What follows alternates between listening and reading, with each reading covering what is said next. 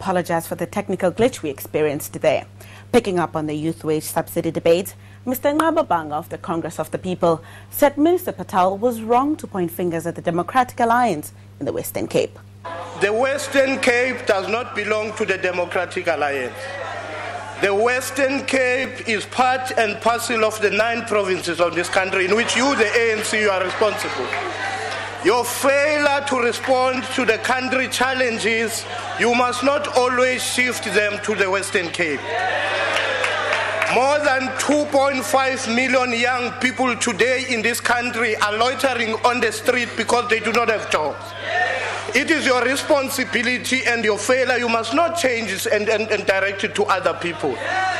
It is embarrassing for the minister not to respond to the promise that the ANC here in this house made when the president made his presidential address and the minister.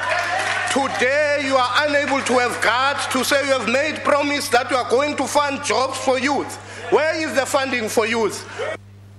Mr. Banga had the ANC up in arms when he accused the president of letting down unemployed youth. The presiding officer had her hands full trying to keep the house in order. This president, because he wants to be elected by this youth that makes his country ungovernable, is quiet. Why do we deserve a populist president in this country? Point of order. Why do we deserve a president who cannot call the country into order? Point of order. Can you just take a seat? Yes, a point of order. The point of order, House Chair, the honourable member is asking if this country has a president. I thought that he would ask if when COPE is going to elect a president. So. That's not a point of order. Can you continue, Mr. Banga? Point of order.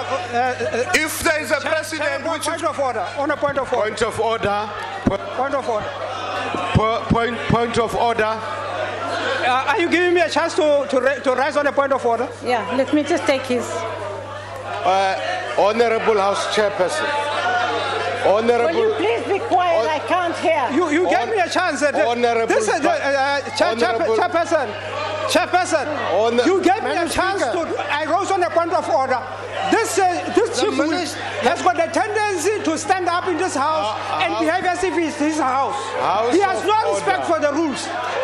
House of order. No, Chairperson, you gave me a chance to rise on a point of order. It's wrong for this chief whip to behave as if we are his children. House of that he can order. rise as he wishes in this house. Well, I'm rising on a point of order.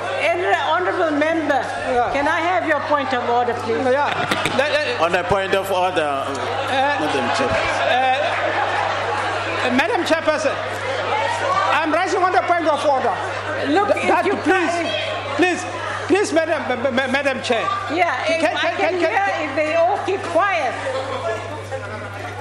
Will you please make sure that the people stop rising, standing up to disrupt the speaker, rising on a point of order when they know that they are not raising a point of order? Well, the ANC called on the House Chairperson to call Mr. Banga to order for accusing the president of being absent as a leader. Its Deputy Chief Whip said COPE had gone too far by challenging the Chief Whip of the ANC.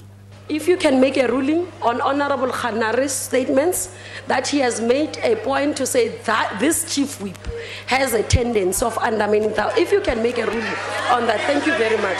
It is really unacceptable for the Chief Whip of the majority party to raise, knowing full well that Rule 47 does not permit any member to speak whilst another member is on the floor, to interrupt that member.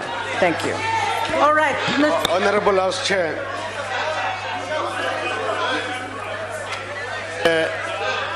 Do you have a point of order, sir? All members have the right in this house to raise a point of order. Right. That's all that I did and nothing else. Fine, thank you. Can you complete?